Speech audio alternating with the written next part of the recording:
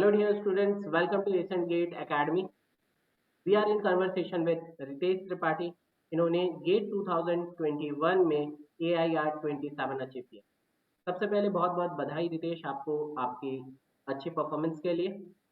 और thank you आज sir. हम सब आपके इस एक्सपीरियंस को, है ना, सारे स्टूडेंट्स कम्युनिटी के साथ शेयर करना चाहते हैं और जानना चाहते हैं कि आपकी प्रिपरेशन के दौर पे आपने क्या क्या डिफरेंट स्टेजेस फेस किए और किस तरह आपने अपनी प्रिपरेशन की कि आप all over India rank 27 achieve कर. हाँ, तो मैंने तो सबसे पहले थर्ड ईयर से ही प्रिपरेशन शुरू कर दी थी। जैसे ही गेट के बारे में जानकारी मिली तो सबको ही पता है कि गेट ही एक जरिया है जिससे आप प्रैक्टिकल एजुकेशन को कंटिन्यू कर सकते हैं, ऐसा ही मुझे लगता है। तो मैंने उसी के लिए एम किया और उससे तो पीएसयू भी लगती है, तो सबसे शुरुआत में तो एम यही था कि पीएसयू ही मिले। तो हमने तो 95 प्लस का ही एम किया था और उसके साथ ही हमने प्रिपरेशन शुरू की। तो शुरू में तो जो थोड़े बहुत डाउट्स थे तो शुरू में काफ़ी प्रॉब्लम हुई। तो सर ने काफ़ी हेल्प की और सारे डाउट्स क्लियर होते चले गए। और फिर कंटिन्यू करते करते ही जैसे दिसंबर जनवरी आते आते काफ़ी सारा सिलेबस खत्म हो गया। फिर लगभग हाफ सिलेबस बचा था कि तभी कोरोना की एंट्री हो गई और लॉकडाउन हो गया। तो सबसे बड़ी प्रॉब्लम तो उस समय ये हुई कि हम लोग घर तो आ गए थे पर हमारे काफी सारे नोट्स वगैरह रह गए थे वहीं। तो ये मुझे लगता है कि बहुत से लोगों को प्रॉब्लम होती है और ये हुई भी है।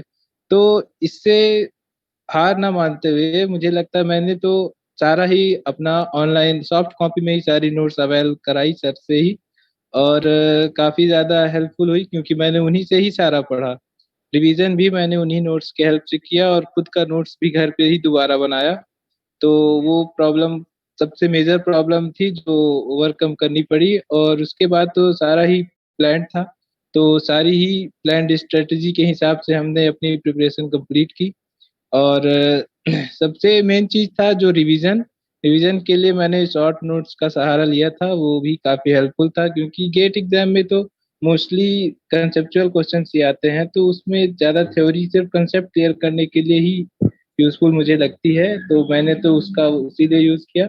और शॉर्ट नोट्स मैंने फॉर्मूले के बनाए जो कि काफी ज्यादा हेल्पफुल हुए क्योंकि लगभग मैंने सारे फॉर्मूले खुद से लिख लिए थे तो वो मुझे याद भी हो गए।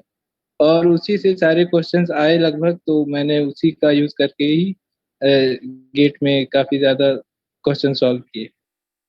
नितेश, जब आप प्रिपेयर कर रहे थे आपने जैसे कहा कि स्टूडेंट्स को कि आप थर्ड ईयर पे ही प्रिपरेशन आपने स्टार्ट किया था. तो आपने मतलब थर्ड ईयर से जब आपने चालू किया और आपके एंड पे मतलब दिसंबर तक आपने कहा आपने मैक्सिमम कोर्स कंप्लीट कर लिया था और फिर वो मार्च में 2020 के मार्च में ही फिर वहाँ लॉकडाउन आपका जो आया और उसकी वजह से आपने जो डिफिकल्टीज फेस की वो आई थिंक वो दौर ऐसा था कि सारे स्टूडेंट्स के साथ ये दिक्कत थी कि किसी का नोट्स हॉस्टल में छूटा हुआ है, बुक्स हॉस्टल में छूटे हुए हैं, प्रॉपर कंटेंट नहीं था. और इनफैक्ट जितनी एजुकेशनल इंस्टीट्यूट्स थी उनको भी ऑफलाइन टू ऑनलाइन शिफ्ट होना था. तो काफ़ी सारी उस समय तो चैलेंजेस थे. आज के दौर पे जितना स्मूथनेस है उतना उस समय नहीं था. लेकिन मैं आपसे ये जानना चाहूँगा कि जब आप प्रिपेयर कर रहे थे तो क्या आपके दिल में भी ये आता था कि आज परफॉर्म नहीं हो पा रहा है या मुझसे क्वेश्चंस नहीं बन रहे हैं, और जब ऐसा आपके पास फीलिंग आती थी तब आप क्या करते थे, किस तरह आप उसे ओवरकम करते तो मुझे काफी दिनों ऐसा लगता था क्योंकि मैं क्वेश्चन सॉल्व करने जाता था तो शुरू में तो क्वेश्चंस बनते नहीं थे। तो मुझे लगता था कि ऐसा मैंने क्या नहीं पढ़ा है कि मुझे इस क्वेश्चन में समझ भी नहीं आ रहा या मेरे से ऐसा क्या छूट जा रहा है जो मैं इस क्वेश्चन को सॉल्व नहीं कर पा रहा हूँ। तो इसके लिए मैं क्या करता था, दोबारा थ्योरी को पढ़ता था पूरा का पूरा। फिर उस क्वेश्चन को अटेम्प्ट करता था। और तब भी अगर नहीं बने तब मैं सर लोगों से डाउट पूछता था। हैं? ओके, मतलब और पहला जब आप. डाउट क्लियर होता था तो वो काफी मोटिवेटिंग हो जाता था क्योंकि आपको पता चल जाता था कि आप जितनी बार भी रिवीजन कर रहे हैं आप सेम मिस्टेक कर रहे हैं। तो उस चीज को ओवरकम करने के बाद ऐसी प्रॉब्लम्स एकदम कम होती चली गई। ऐसा गुड पॉइंट जो इन्होंने कहा कि ये खुद का डाउट पहले तो कोशिश करते थे खुद से कंप्लीट करें. और आई थिंक ये बहुत ही सही तरीका है, इससे आप ये जान पाते हैं कि आपका प्रिपरेशन किस लेवल पे है. अगर आप अपने डाउट्स खुद से सॉल्व कर लेते हैं तो डियर स्टूडेंट्स उस कंडीशन में सबसे आसान हो जाता है, क्योंकि आपकी कंसेप्ट क्लियरिटी होती जाती है, और फिर भी अगर आपको डिफिकल्ट है तो आप अपने मेंटर अपने गाइड से इस बात में डिस्कस कर सकते हैं। ये बात तो सही है रितेश। आपको पहले लगा था आपने टेस्ट सीरीज वगैरह लगाई थी, या आपने डायरेक्ट, क्योंकि आप सेकेंड फाइनल ईयर के स्टूडेंट है अभी, मतलब आपने कॉलेज के दौरान ही अपनी प्रिपरेशन रखी होगी, तो आपको क्या लगता है ये कोविड आपके लिए सच में हेल्पफुल हो गया, या क्योंकि बहुत सारे स्टूडेंट्स का मानना है कि कॉलेज की पढ़ाई भी ऑनलाइन शिफ्ट हो रही थी, वो एजुकेशनल इंस्टीट्यूट भी ऑनलाइन शिफ्ट हो रही थी, तो काफ़ी ज़्यादा टाइम मिला, क्योंकि कॉलेज जाते हुए उतना ज़्यादा टाइम नहीं मिलता था, आपने इसका फ़ायदा उठाया, या आपके लिए कोई ज़्यादा फर्क नहीं पड़ा, आप अपने रूटीन पे चलते थे? मुझे तो लगता है ये कोरोना आने के बाद अगर लॉकडाउन हुआ है और मेरे पास ऐसे नोट्स अवेलेबल हो गई थी, तो मुझे तो काफी ज्यादा फायदा ही हुआ है, क्योंकि उससे काफी ज्यादा टाइम तो बच ही रहा था, क्योंकि आप घर में ही हो, आपके आने जाने का टाइम भी कहीं जाने का बच ही रहा था। और क्लासेस में तो आप अगर क्लास में ही, कॉलेज का काम तो इतना इजी रहता है कि आप उसको क्लास के क्लास में ही खत्म कर सकते हैं। तो उसको आपको घर ले जाने की जरूरत नहीं है, आपके पास क्लास के अलावा जितना भी टाइम है आपके पास पूरा टाइम पढ़ने के लिए अवेलेबल हो जाता है। तो वो काफी ज्यादा हेल्पफुल रहता है, क्योंकि आपको कहीं जाना भी नहीं है और आपके लिए अब ऑनलाइन व्यवस्था हो गई है, तो आप कभी भी डाउट पूछ सकते हैं किसी भी टाइम पे किसी भी सर को कॉल करके। तो वो तो काफी इजी हो गया था चीजें फिर। जिन लोगों को लगता है कि ये उनके लिए प्रॉब्लम है, तो मुझे तो लोग एज एक्सक्यूज बोल रहे हैं, क्योंकि ऐसा कोई रीजन मुझे समझ नहीं आया। या तो उन्होंने नोट्स अवेलेबल नहीं करा पाए वो खुद के लिए, ऐसी ही प्रॉब्लम हो सकती है। नितेश, आप जो अगर बताना चाहें कि आप जब प्रिपेयर कर रहे थे, राइट, तो आपका जो स्ट्रैटेजी था, पर्टिकुलर स्ट्रैटेजी जो जो आपने फॉलो किया होगा ऑनेस्टली, वो क्या था? मेरा स्ट्रेटेजी शुरू से ही यही रहा है कि मैं किसी भी सब्जेक्ट को शुरू करूंगा तो उसको तब तक छोड़ूंगा नहीं जब तक मेरे से उससे क्वेश्चंस बनने नहीं लगेंगे। मुझे नए क्वेश्चन से डर जब तक खत्म नहीं हो जाएगा तब तक मैं उसको उस सब्जेक्ट को खत्म करके ही छोड़ूंगा। ऐसा ही खत्म करना पड़ता है कि आप जानते हैं कि नए क्वेश्चन ही देखने को मिलेंगे। तो स्ट्रेटेजी का ये एम तो था ही कि आप शुरू से ही मैंने सारे क्वेश्चंस ऐसे ही अटेम्प्ट किए जो नए तो थे ही, और साथ में जब तक उन वो क्वेश्चंस मेरे से बनने नहीं लगे तब तक मैंने उस सब्जेक्ट को छोड़ा नहीं। और इसी तरह करते करते मैंने कई सारे सब्जेक्ट खत्म किए शुरू में। मतलब जो एक फीलिंग होना चाहिए, कि एक फीलिंग एक स्टूडेंट में होना चाहिए, कॉन्फिडेंस होना चाहिए क्वेश्चन को देख के, डर ना लगे, आप इतनी प्रैक्टिस आपने डेफिनेटली। ओके। और टेस्ट सीरीज का क्या रोल रहा आपके प्रिपरेशन पे? क्या आपने टेस्ट सीरीज दी, या आपने आपसे इस बार मिस हो गए थे, क्या था टेस्ट सीरीज का क्या?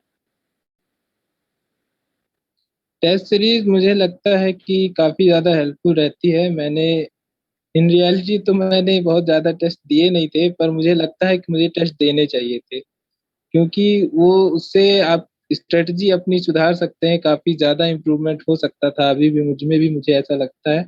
और उससे काफी ज्यादा फायदा होता। तो मैंने टेस्ट सीरीज नहीं दिया था ऐसा मैं नहीं कहूंगा, क्योंकि मैंने टेस्ट सीरीज दिया है, मैंने काफी टेस्ट क्वेश्चंस पेपर दिए हैं। और मैं इसलिए कह रहा हूँ क्योंकि आप जितने भी टेस्ट दें उतने ही आपके लिए कम ही है, क्योंकि आप कभी भी 100%, अगर आप 100% टेस्ट सीरीज में स्कोर कर ले रहे हैं तो आपको टेस्ट सीरीज चेंज कर लेना चाहिए और दूसरा कंटेंट शुरू कर देना चाहिए। और टेस्ट सीरीज काफी ज्यादा हेल्पफुल है, क्योंकि आप उससे इंटरमिक्स्ड क्वेश्चंस को सॉल्व करने की स्ट्रेटजी भी आप अपने दिमाग में जनरेट कर सकते हैं। क्योंकि आप जब क्वेश्चन सॉल्व करते हैं तो आप एक टाइम पे एक ही सब्जेक्ट पे फोकस करते हैं, लेकिन गेट एग्जाम में ऐसा कुछ नहीं है कि वो एक जगह पे सारे क्वेश्चंस आपके लिए सेटल करके दे देगा।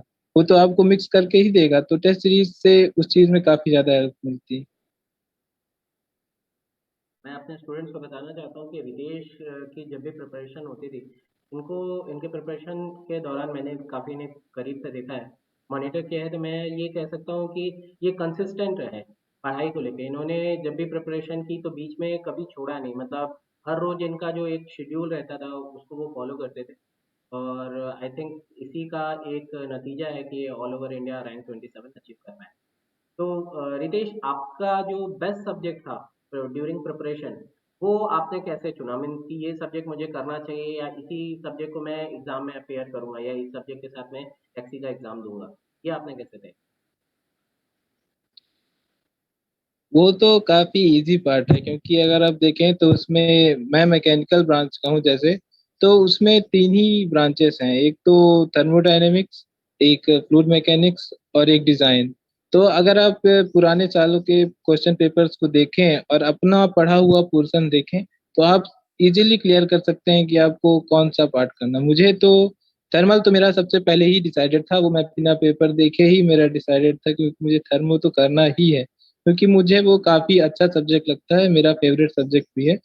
और डिजाइन के लिए तो मुझे सर ने हेल्प किया, क्योंकि मुझे ऐसा लगता था कि मेरा फ्लूइड मैकेनिक्स अच्छा है, लेकिन इंजीनियरिंग साइंसेज का fluid mechanics over the top था भाई, सच बताऊं तो मुझे लगता है कि उसमें मैंने गलती नहीं की और मैंने सही पेपर सेलेक्ट किया डिजाइन का। तो डिजाइन का पेपर काफी आसान लगा मुझे, पता नहीं क्यों, आप जो भी कहना चाहें, पर मुझे काफी आसान लगा। तो मैंने उन्हीं दोनों को सिलेक्ट किया था, डिजाइन और थर्मोडायनेमिक्स। एग्जाम जब आप दे रहे थे तो एग्जाम के लिए पर्टिकुलर उस दिन के लिए आपने कोई स्पेशल स्ट्रेटेजी अपनाई थी? एग्जाम देने से सुबह मैंने सारे एक बार शॉर्ट नोट्स को रिवीजन किया था, जो मैंने सब्जेक्ट्स चुने थे कि मैं इन सब्जेक्ट्स का पेपर दे दूंगा। और रिवीजन करने के बाद मैंने एग्जाम शुरू होने के 2-3 घंटे पहले से पढ़ाई बंद करके चुपचाप शांति से अपने आप को कंसंट्रेट करने की कोशिश की पहले तो।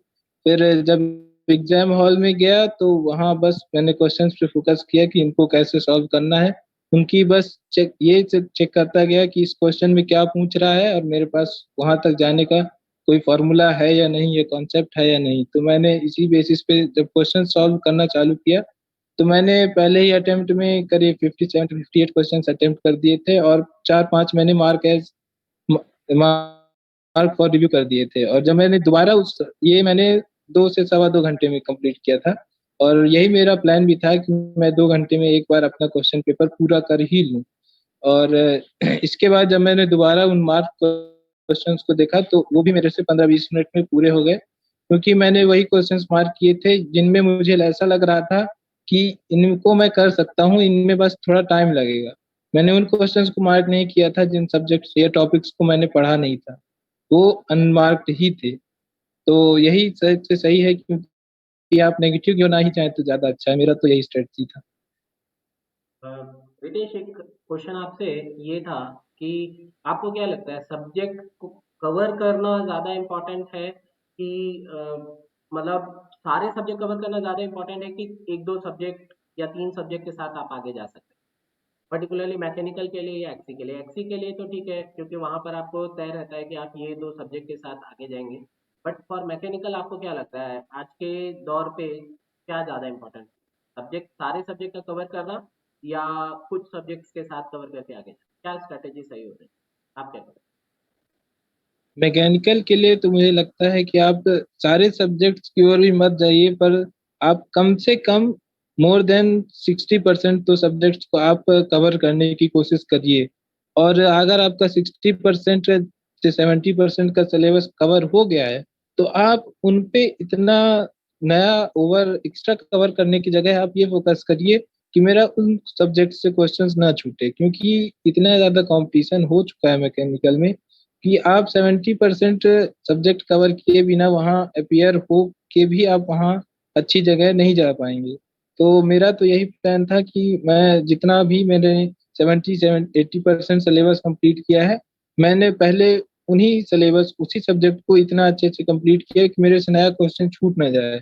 और उससे उसके बाद जब मेरा वो रिवीजन हो गया अच्छे से, मुझे कॉन्फिडेंस आ गया, तब मैंने नए सब्जेक्ट्स की ओर बढ़ना शुरू किया।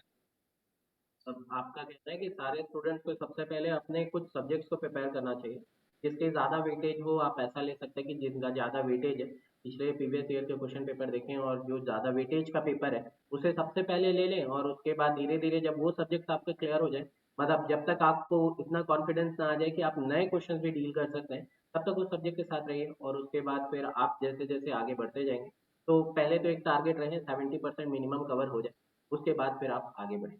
ये नहीं होना चाहिए कि आप पूरा सिलेबस कवर कर रहे हैं और उसके बाद आपके पास रिवीजन और प्रैक्टिस का टाइम नहीं रह रहा है, क्योंकि गेट के एग्जाम में रिवीजन और प्रैक्टिस ये दो ऐसे चीज हैं जिसके बिना आप क्वेश्चन मतलब एग्जाम के क्वेश्चंस नहीं बना पाएंगे। कितना भी आपकी थ्योरी स्ट्रांग क्यों ना हो, अगर आपने न्यूमेरिकल प्रैक्टिस नहीं किया, कैलकुलेटर प्रॉपर से यूज करना नहीं सीखा है, तो डेफिनेटली आपको बहुत ज़्यादा दिक्कत, ठीक है। तो आई होप आप सभी के लिए ये इंफॉर्मेशन, ये कन्वर्सेशन काफ़ी हेल्पफुल होगा। और यदि आपको कोई भी डाउट है तो आप कमेंट बॉक्स में पूछ सकते हैं। और रितेश, आपको बहुत बहुत बधाई एक बार और। उम्मीद करते हैं कि आने वाला भविष्य आपका बहुत ही अच्छा होगा और आप इसी तरह स्टूडेंट्स को इन फ्यूचर में भी अपने प्रोजेक्ट्स, अपने कैरियर से रिलेटेड गाइडेंस देते रहेंगे। Thank you Ritesh, thanks a lot. Thank you.